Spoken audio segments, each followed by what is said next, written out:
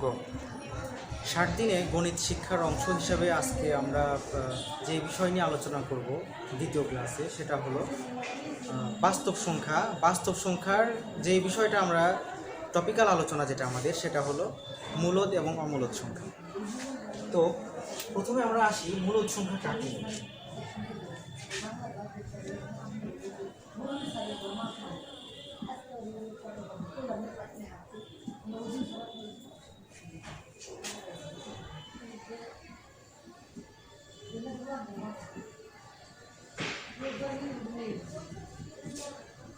মূলদ সংখ্যা, মূলদ সংখ্যা হলো যে সকল সংখ্যাকে আমরা সাধারণভাবে বইয়ে যেই সংখ্যাটা পড়ি সেটা হলো p/q আকারে লেখা যায়, সেটাকে মূলদ সংখ্যা বলে।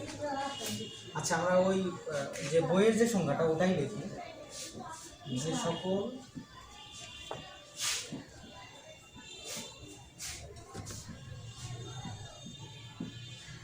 সংখ্যাকে p/q আকারে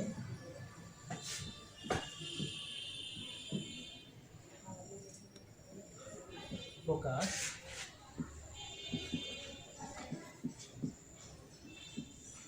করা যায়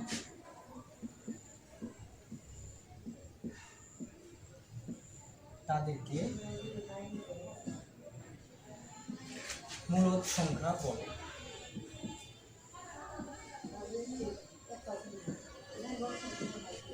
এখন আমরা তো মুখস্থভাবে পড়েই আসছি শুধু যে p/q আকারে প্রকাশ করা যায়, কিন্তু p/q আকার এই জিনিসটা কি সেটা আমাদের হয়তোবা অনেকেরই বোধগম্য না। তো সেটা ক্লিয়ার করার জন্য সেটা আমি বলছি, এখানে p এবং q দুইটাই পূর্ণ সংখ্যা হতে হবে, তবে শূন্য ব্যতীত। p q উভয়ই পূর্ণ সংখ্যা। তবে উল্লেখ্য যে এই বিষয়টা আমাদের মাথায় রাখতে হবে, Q naught is equal to 0। তার মানে কখনোই কিউ এর মান শূন্য করা যাবে না।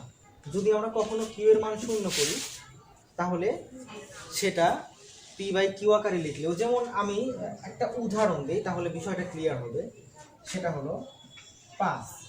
এই 5 সংখ্যাটা কি মূলদ না অমূলদ? তো আমরা 5টাকে যদি p আকারে ধরি, p সমান সমান যদি 5 ধরি, q সমান সমান আমরা জানি প্রত্যেকটা পূর্ণ সংখ্যার নিচে হর হিসাবে থাকে হলো 1। যেহেতু 1 এবং এটা কি না, শূন্য না, যেহেতু 1 শূন্য না, এই কারণে 5 একটা মূলদ সংখ্যা। তো আমরা বন্ধুরা মূলদ অমূলদ দুইটাকেই আলাদাভাবে শিখবো না, আমরা একটা শিখে অন্যটা খুঁজে বের করব। কারণ আমরা যদি মূলদ সংখ্যাগুলোকে আইডেন্টিফাই করতে পারি তাহলে আলাদাভাবে আমাদের আর অমূলদগুলোকে আইডেন্টিফাই করার কোনো প্রয়োজন হবে না। তার মানে আমরা মূলদ চিনলে অমূলদগুলো এমনিতেই পারবো। তো আমরা প্রথমে কি কি সংখ্যা মূলদ হয় সেটা আমরা একটু প্রকার ভেদে গেলে সেটা আমরা ভালোভাবে বুঝতে পারবো। আমরা বাস্তব সংখ্যাকে ভাগ করা যায় সাধারণত দুই ভাগে। একটা হলো মূলদ সংখ্যা,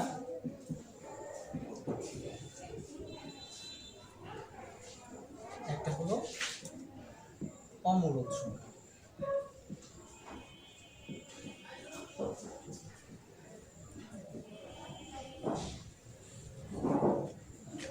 আচ্ছা, মূলদ সংখ্যার মধ্যে আমাদের আছে হলো পূর্ণ সংখ্যা,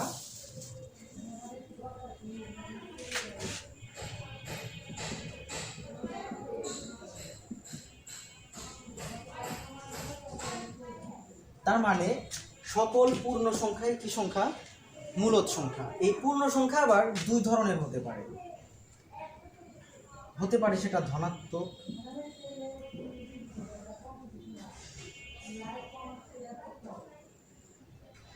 হতে পারে, সেটা ঋণাত্মক।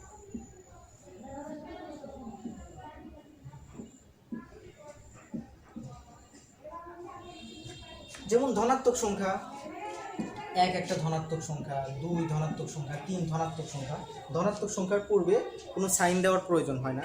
তবে আমরা যখন ঋণাত্মক সংখ্যা লিখব, যেমন 1 একটা ঋণাত্মক সংখ্যা, -1 একটা ঋণাত্মক সংখ্যা, -2 -3 এগুলো হলো ঋণাত্মক সংখ্যা, তবে এগুলো সবই মূলদ সংখ্যা। তবে ধনাত্মক এবং ঋণাত্মকের মাঝখানে পূর্ণ সংখ্যাটা হলো 0। 0ও কিন্তু একটা পূর্ণ সংখ্যা এবং এটা মূলদ সংখ্যা। আচ্ছা, এই ধনাত্মক এবং ঋণাত্মক সংখ্যা দুটিই কিন্তু আবার দুই ভাগে ভাগ করা যায়। এটা জোড়ও হতে পারে,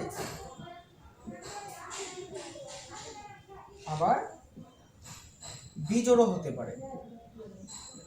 তার মানে এখান থেকে আমরা কি শিখলাম, যে মূলদ সংখ্যা সেটা পূর্ণ সংখ্যা হবে, ধনাত্মক হলেও সেটা মূলদ, ধনাত্মক জোড় হলেও মূলদ, ধনাত্মক বিজোড় হলেও মূলদ।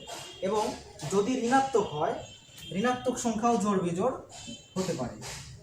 যদি ঋণাত্মক জোড় হয় তাহলেও মূলদ, ঋণাত্মক বিজোড় হলে তাহলেও কি মূলদ। এখন আসো যে শুধুমাত্র কি পূর্ণ সংখ্যাগুলোই মূলদ সংখ্যা? না, শুধুমাত্র পূর্ণ সংখ্যা মূলদ সংখ্যা না, ভগ্নাংশও কিন্তু মূলদ সংখ্যা। যেখানে আমরা p/q আকারে লিখেছিলাম ওইটার আলোচনা থেকে এখন এই ভগ্নাংশের মধ্যে যে প্রকারভেদগুলো আছে, যেমন এই ভগ্নাংশগুলো যদি প্রকৃত হয়,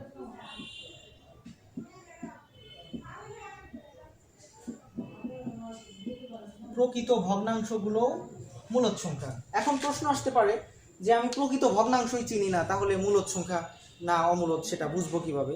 তো প্রকৃত ভগ্নাংশ চেনার উপায় হলো, তার আগে আমাদের ভগ্নাংশটা জানতে হবে। ভগ্নাংশের উপরে যে জিনিসটা থাকে, যেই সংখ্যাটা বা অঙ্কটা, সেটাকে বলে লব, এবং নিচে যেটা থাকে সেটাকে বলে হর।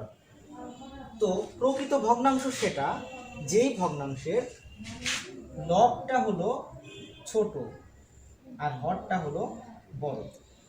তার মানে এটা একটা প্রকৃত ভগ্নাংশের উদাহরণ হিসেবে পাশে রাখলাম।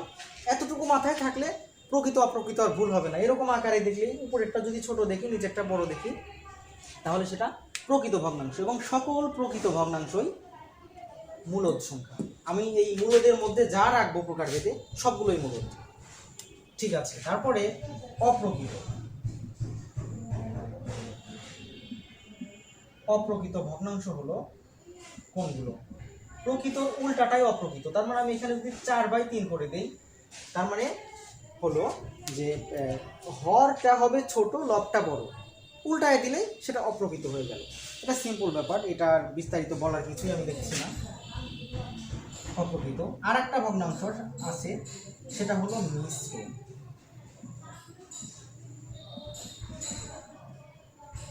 এখন মিশ্র ভগ্নাংশ গঠন করার কিন্তু কিছু শর্ত আছে। সেটা হলো মিশ্র ভগ্নাংশ, যে ভগ্নাংশের সাথে একটা পূর্ণ অংশ থাকবে, পূর্ণ সংখ্যার সাথে একটা প্রকৃত ভগ্নাংশ থাকবে। অপ্রকৃত হলে কিন্তু সেটা মিশ্র হবে না, সেটা অবশ্যই প্রকৃত হতে হবে। তার মানে আমি একটা সিম্পল উদাহরণ দিতে পারি, 1/3, এটা হলো একটা প্রকৃত ভগ্নাংশ, কারণ এই একটা হলো একটা পূর্ণ অংশ, 3/4 এটা হলো একটা প্রকৃত ভগ্নাংশ। এই দুটি মিলে একটা মিশ্র ভগ্নাংশের রূপ নিয়েছে এই অংশটা, এই জিনিসটা। তার মানে আমাদের এতক্ষণ যে আলোচনাটা করলাম সেটা একটু রিমাইন্ড করি।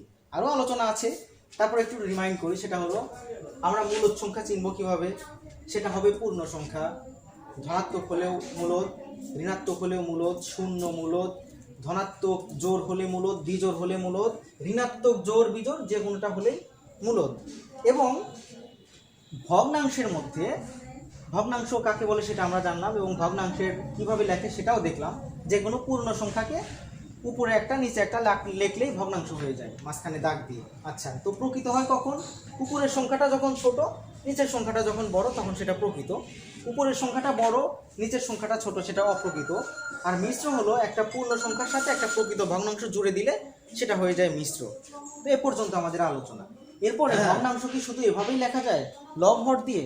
না, ভগ্নাংশ শুধুমাত্র লব হর দিয়ে লেখা যায় না, এটাকে আমরা দশমিক ভগ্নাংশ সময়। আচ্ছা, এটা ফোন দিবনি, আমি ফোন দিয়ে জানুনি, এরা কিন্তু ফোন দিলে বাবার মোবাইলে যে কাকমার গেছে নাকি মোবাইলে।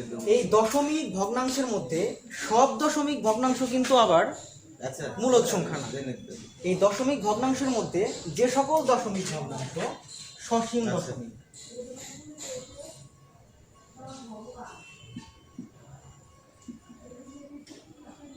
সসীম দশমিক, যেমন আমি একটা নির্দিষ্টভাবে লিখলাম যে 1.5, এটা সসীম, তার মানে দশমিকের পরের অঙ্কটা আমাদের কাছে নির্দিষ্ট। আমরা জানলাম যে 1.5 মানে 5-এর পরে আর কোনো অঙ্ক নাই, অতএব এটা নির্দিষ্ট। তো আমি কি বলেছি, যেটা সসীম দশমিক সেটা অবশ্যই মূলদ। আচ্ছা, এরপরে হলো অসীম দশমিক যদি হয়, যেমন এরকম হলো যে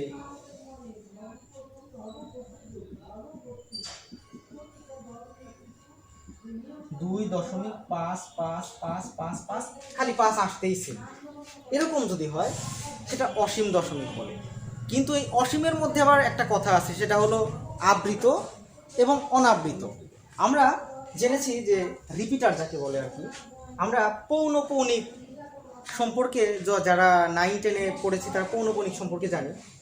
পৌনঃপৌনিক বিষয়টা হলো দশমিকের পরে একই অঙ্ক যদি বারবার আসতেই থাকে, তখন বারবার না লিখে আমরা নির্দিষ্ট একটা, যেমন এখানে 5 আসছে, 3 খালি আসতেইছে, আমি এখানে ইয়ে না করে উপরে এই যে এরকম যে ফোঁটাটা, এটাকে পৌনঃপৌনিকের চিহ্ন বলে, এটা দিয়ে দিলাম। তার মানে বোঝা যাচ্ছে যে 5 বারবার আসতেছে, 5 বারবার আবৃত হচ্ছে।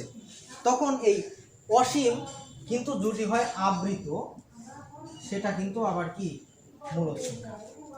তার মানে মূলদ সংখ্যা আমরা আরেকবার রিমাইন্ড করি, মূলদ পূর্ণ সংখ্যা, ধনাত্মক ঋণাত্মক শূন্য জোড় বিজোড় সবকিছু মূলদ, প্রকৃত অপ্রকৃত মিশ্র মূলদ, দশমিক সসীম দশমিক এবং অসীম আবৃত দশমিক হলো মূলদ। এখন এতগুলো যদি আমি চিনি, তাহলে এর বাইরে যে সংখ্যাগুলো আছে বাকি সবই অমূলদ, সিম্পল কথা। এখন তারপরেও মূলদ সংখ্যা চেনার আমি আরো কিছু সাইন দিয়ে দিচ্ছি, সেটা হলো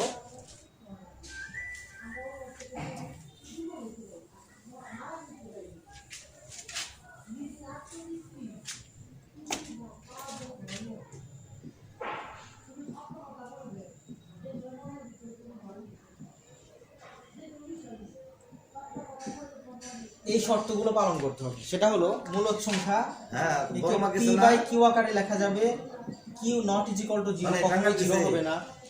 1 2 হলো কতক্ষণ আগে ছিল পূর্ণ বর্গ সংখ্যা,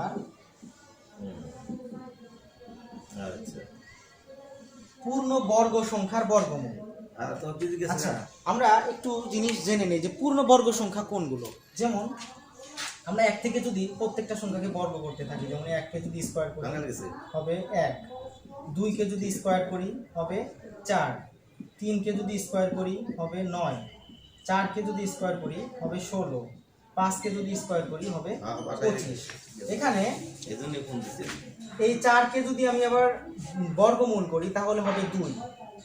মানে প্রত্যেকটা সংখ্যাকে স্কয়ার করলে যে মানটা পাওয়া যাবে সেটা হলো পূর্ণবর্গ সংখ্যা। মানে 9 একটা পূর্ণবর্গ সংখ্যা, 16 একটা পূর্ণবর্গ সংখ্যা, 25 একটা পূর্ণবর্গ সংখ্যা, যাকে রুট করলে আবার একটা বাস্তব সংখ্যা বা পূর্ণ সংখ্যায় রূপ নেবে।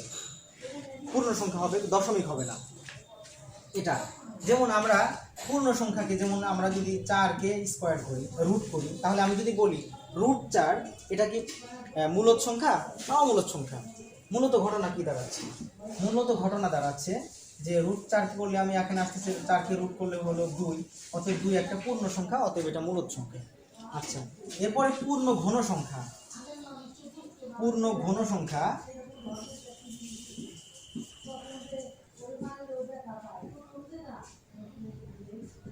বেশ কিছু বিষয় পূর্ণ ঘন সংখ্যা মনে রাখার জন্য আমার একটা প্রাথমিক বেশ কিছু বিষয় মুখস্থ রাখতে হবে। সেটা হলো, যেমন আমি যদি 1 কে কিউব করি, 1 কে যদি আমি কিউব করি হবে 1, 2 কে যদি কিউব করি হবে 8, 3 কে কিউব করলে হবে 27, 4 কে কিউব করলে হবে 64, 5 কে কিউব করলে হবে 125, 6 কে কিউব করলে হবে 216, 7 কে যদি আমি কিউব করি হবে 216, 343, 8 কে কিউব করলে হবে 512, 9 কে কিউব করলে হবে 729, এবং আমি যদি 10 কে কিউব করি তাহলে হবে 1000। তো যেহেতু বর্গমূল করার সময় রুট দিতে হয়, আর এটাকে বলা হয় ঘনমূল। তো ঘনমূল করার সময় আমাদের যদি পূর্ণ ঘন সংখ্যা কোনগুলো, যেমন 512 একটা পূর্ণ ঘন সংখ্যা, তো আমি এখানে যদি 512 লিখি, তার মানে এটা ঘনমূল করলে এর আসতেছে হলো 8। অতএব 8 একটা যেহেতু পূর্ণ সংখ্যা, আমি আগেই বলেছিলাম, অতএব এটা মূলদ সংখ্যা। এটা একটা সাইন। আর একটা হলো বলছিলাম যে সসীম দশমিক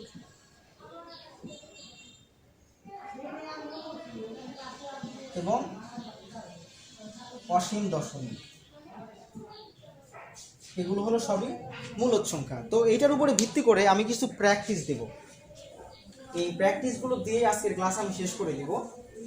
সেটা হলো নির্ণয় করতে হবে দশমিক টিম মূলদ অথবা অমূলদ, যেটা মনে হয় লিখে জানাবে কমেন্টসে। তারপরে হলো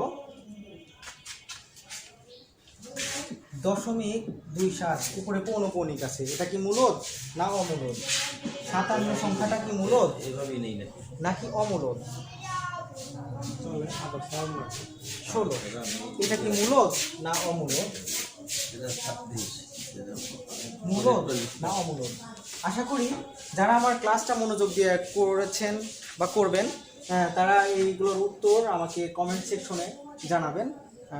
পরবর্তী ক্লাসের আহ্বান জানিয়ে আজকের মতো শেষ করছি। আল্লাহ হাফেজ।